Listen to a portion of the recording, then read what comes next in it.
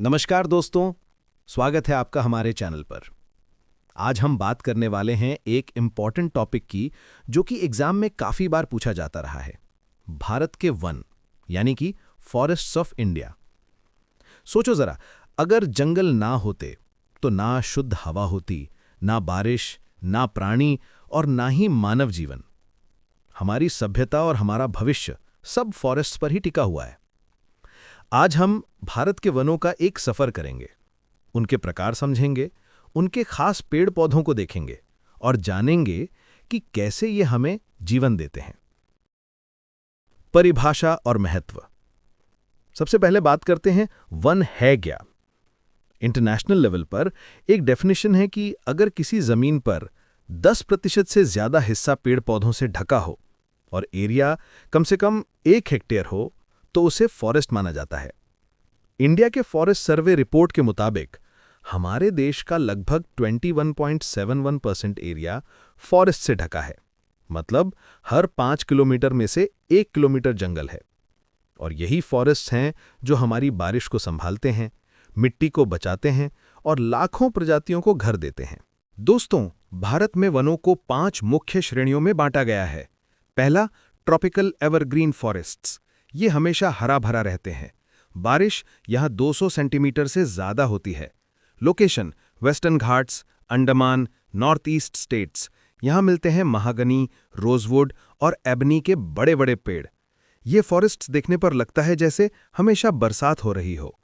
दूसरा, tropical deciduous forests. इन्हें monsoon forests भी कहते हैं। भारत का सबसे बड़ा फॉरेस्ट एरिया इसी टाइप में आता है। लोकेशन, मध्य प्रदेश, ओडिशा, छत्तीसगढ़।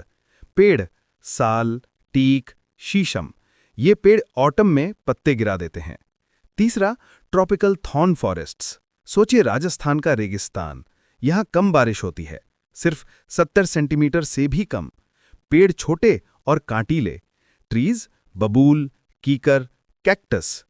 चौथा, माउंटेन फॉरेस्ट्स। ये हिमालय के पहाड़ों पर मिलते हैं। हाइट बढ़ने के साथ फॉरेस्ट्स भी बदलते हैं। नीचे पाइन और देवदार और ऊपर जाके फर, स्प्रूस और बर्च। और पांचवा, मैंग्रोव्स। समंदर के किनारे के फॉरेस्ट्स। सबसे मशहूर मैंग्रोव्स हैं सुंदरबंस, वेस्ट बंगाल, जहां मिलता है सुंदरी ट्री। ये फॉरेस्ट्स साइक्लोन और सुनामी से हमें बचाते हैं। अब बात करते हैं सबसे ज्यादा जंगल कहाँ है। सबसे बड़ा फॉरेस्ट एरिया मध्य प्रदेश।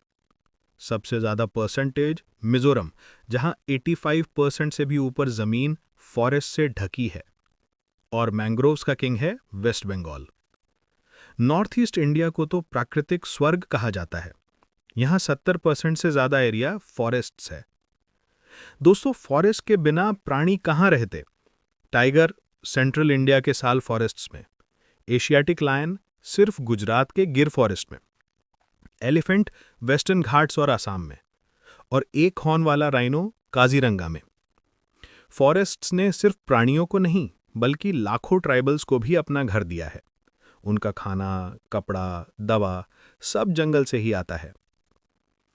अब बात करते हैं इन फॉरेस्ट्स को बचाने की। नेशनल फॉरेस्ट पॉलिसी 1952 और 1988। लक्ष्य था कि भारत का 33% एरिया फॉरेस्ट्स हो। सोशल फॉरेस्ट्री, गांव के आसपास जंगल उगाना। जॉइंट फॉरेस्ट मैनेजमेंट, विलेजर्स और गवर्नमेंट दोनों मिलकर फॉरेस्ट्स की रक्षा करें। कैंपा एक्ट, जहां डिफॉरेस्टेशन होता है उसके बदले नया फॉरेस्ट्स लगाना। और दोस्तों, यही वजह है कि हमारे देश में बने national parks, wildlife sanctuaries और biosphere reserves. Jim Corbett, Kaziranga, Nilgiri, ये सब उनके उदाहरण हैं। लेकिन दोस्तों, कहानी इतनी आसान नहीं है। फॉरेस्ट्स को सबसे बड़ा खतरा है डिफॉरेस्टेशन, माइनिंग और कंस्ट्रक्शन के लिए अर्बनाइजेशन। शहरों का पसारा फॉरेस्ट्स को खाता जा रहा है। और क्लाइमेट चेंज, फॉरेस्ट फायर्स और बदलते रेनफॉल पैटर्न के रूप में। सोचिए, अगर फॉरेस्ट्स खत्म हो गए तो हमारे पास न पानी बचेगा न शुद्ध हवा। दोस्तों, एक बात याद रखो, forests are the lungs of our planet. Chipko movement याद है? जब गांव के लोग पेड़ों से चिपक गए थे ताकि उन्हें काटा न जाए। यह हमें एक संदेश देता है कि जंगल सिर्फ लकड़ी नहीं देते बल्कि जीवन देते हैं। तो आज का सवाल आपके लिए, आपके गांव या शहर के आसपास कौन सा फॉरेस्ट या सेंचुरी है? कमेंट्स में बताएं। और हाँ, वीडियो पसंद आए तो लाइक कीजिए, शेयर कीजिए और चैनल को सब्सक्राइब जरूर कीजिए।